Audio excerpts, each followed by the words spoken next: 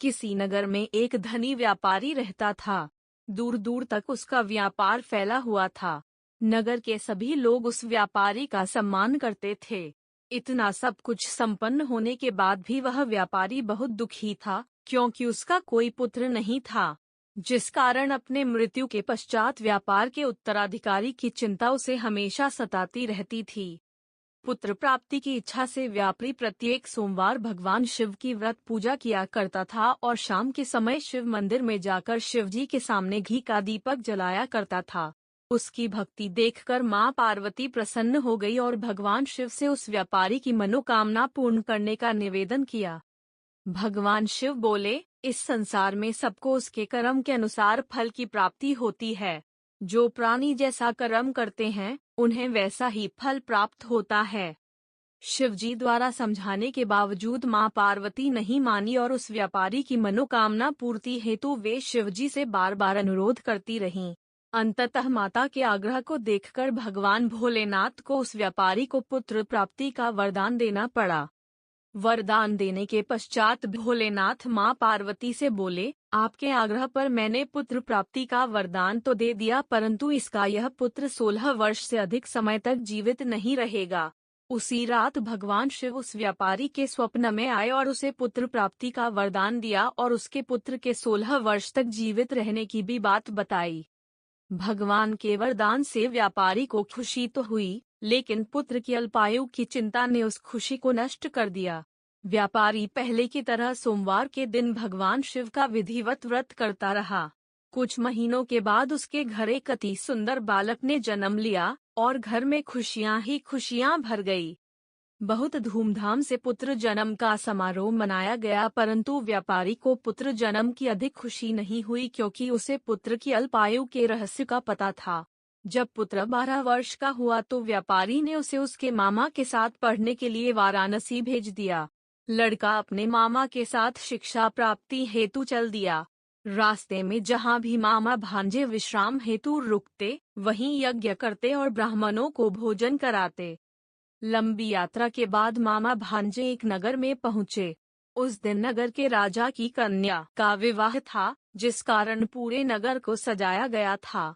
निश्चित समय पर बारात आ गई, लेकिन वर का पिता अपने बेटे के एक आंख से काने होने के कारण बहुत चिंतित था। उसे भय था कि इस बात का पता चलने पर कहीं राजा विवाह से इनकार न कर दे, इससे उसकी बदनामी भी होगी। जब वर के पिता ने व्यापारी के पुत्र को देखा तो उसके मस्तिष्क में एक विचार आया। उसने सोचा, क्यों न इस लड़के को दूल्हा बनाकर राजकुमारी से विवाह करा दूं। विवाह के बाद इसको धन देकर विदा कर दूंगा और राजकुमारी को अपने नगर ले जाऊंगा। वर के पिता ने लड़के के मामा से इस संबंध में बात की। मामा ने धन मिलने के लालच में वर के पिता की बात स्वीकार कर ली।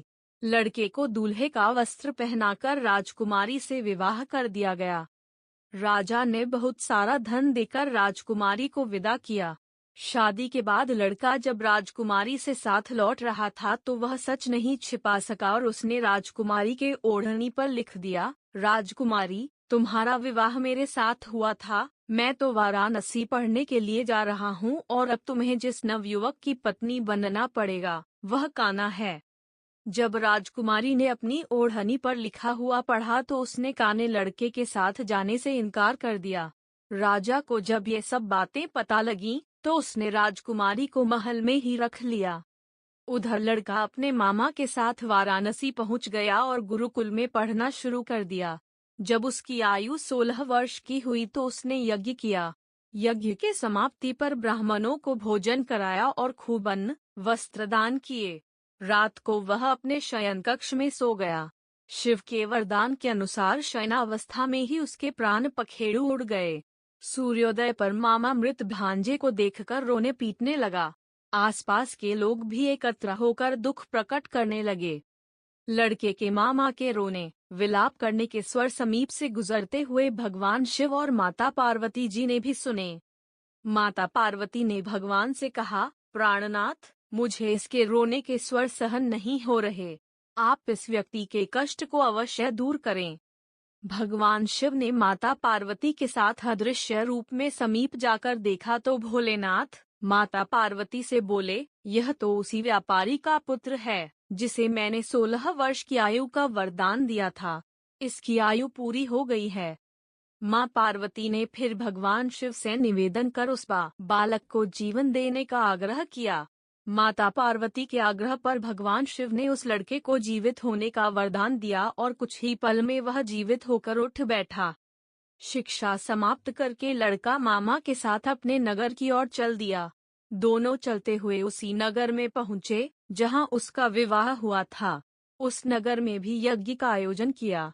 समीप से गुजरते हुए नगर के राजा ने यज्ञ का आयोजन देखा और उसने तुरंत ही लड़के और उसके मामा को पहचान लिया। यज्ञ के समाप्त होने पर राजा मामा और लड़के को महल में ले गया और कुछ दिन उन्हें महल में रखकर बहुत साधन वस्त्र आदि देकर राजकुमारी के साथ विदा कर दिया।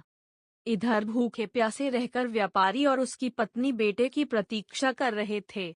उन्होंने प्रतिज्ञा कर रखी थी कि यदि उन्हें अपने बेटे की मृत्यु का समाचार मिला तो दोनों अपने प्राण त्याग देंगे, परंतु जैसे ही उसने बेटे के जीवित वापस लौटने का समाचार सुना तो वह बहुत प्रसन्न हुआ।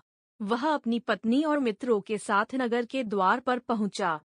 अपने बेटे के विवाह का समाचार सुनकर पुत्रवधू राजकुमारी को देखकर उसकी खुशी का ठिकाना न रहा। उसी रात भगवान शिव ने व्यापारी के स्वप्न में आकर कहा, हे श्रेष्ठी, मैंने तेरे सोमवार के व्रत करने और व्रत कथा सुनने से प्रसन्न होकर तेरे पुत्र को लंबी आयु प्रदान की है। पुत्र की लंबी आयु जानकर व्यापारी बहुत प्रसन्न हुआ। शिव भक्त होने तथा सोमवार का व्रत करने से व्यापारी की सभी मनोकामनाएं पूर्ण हुईं। इसी प्रकार जो भक्त सोमवार का विधिवत व्रत करते हैं और व्रत कथा सुनते हैं उनकी सभी इच्छाएं पूरी होती हैं।